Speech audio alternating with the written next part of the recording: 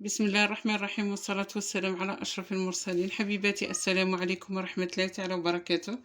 اليوم مع تحكك جبت لكم طاجين الخوخ، طاجين المميز في الشهر الفضيل شهر رمضان. مقادير هذا الطاجين: عندنا الدجاج. هو طاجين الخوخ يجيب اللحم اللي عنده، اللحم ولا الداند ولا اللي متواجد عندك.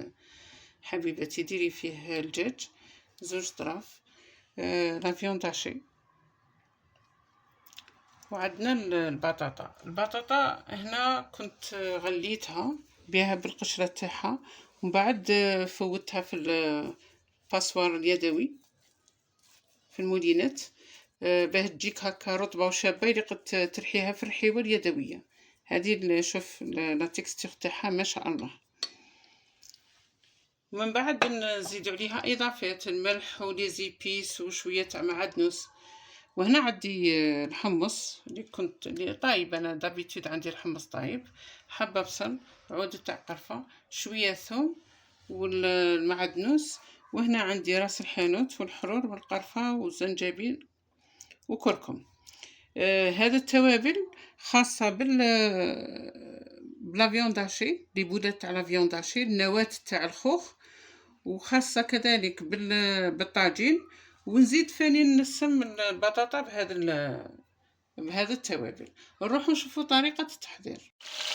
كما راكي تشوفي اختي المشاهدة، درت شوية زيت، البصل شرائح، والثوم اللي كنت ربيتو كيما هكا مع اللحم. نخلوهم مليح مليح.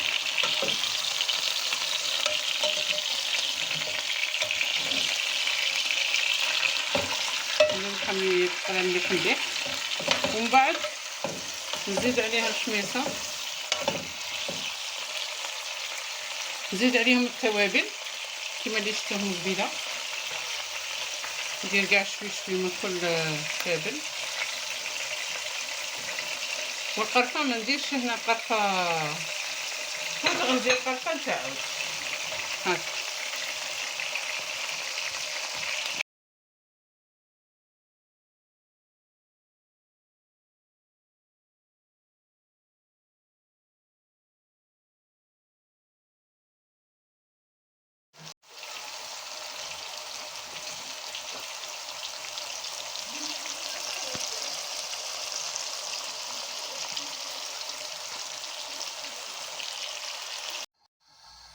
بعد ما تقلى كل شيء، مرقت، درت شويه ماء على حساب القيس تاع اللحم، نيفو مع اللحم، باش هكا كي ندير لا فيونداشي طيب لي بعقلها. وهنا لا فيونداشي درت لها شويه ثوم، شويه تاع معدنوس، ندير لها هذوك التوابل، ونزيد عليها شويه بيض، وندير عليها شويه حبه بيض وشويه نتاع ملح.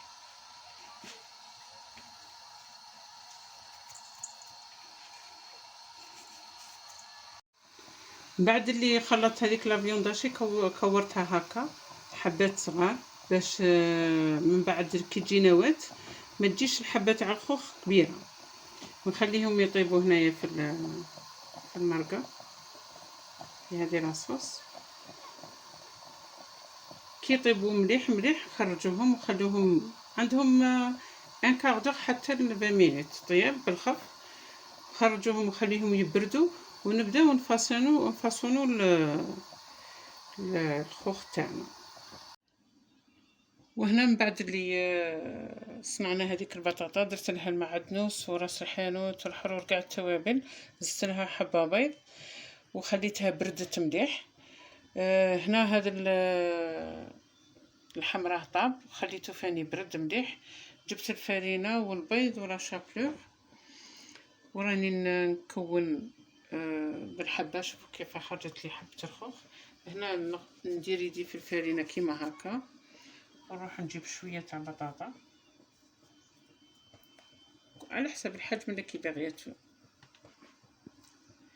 وندير حبه لا فيونداشي ونكورها مليح قد اللي تعطيني حجم كبير شويه. 50 غرام هكا حتى فيها ولا 60. نخليها على جهة. من بعد نبداو نرمدوها في الفرينة ونزيدو في البيض، من بعد نروحو لاشابليغ ونزينوها ونحطوها على جهة. هنا نروحو نرمدوها خاطش من بعد نخلوها شوية تبرد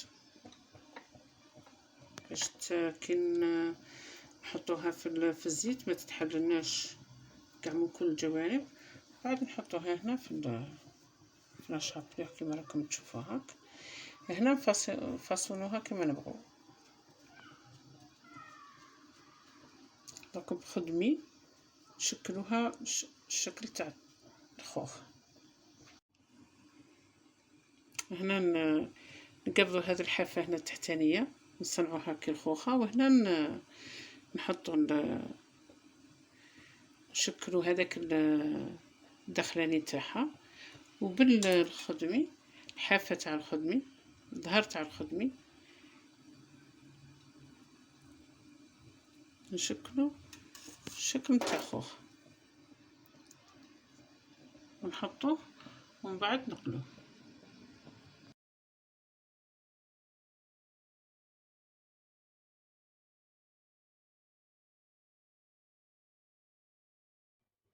وهنا سيداتي لحقنا إلى نهاية الطبق.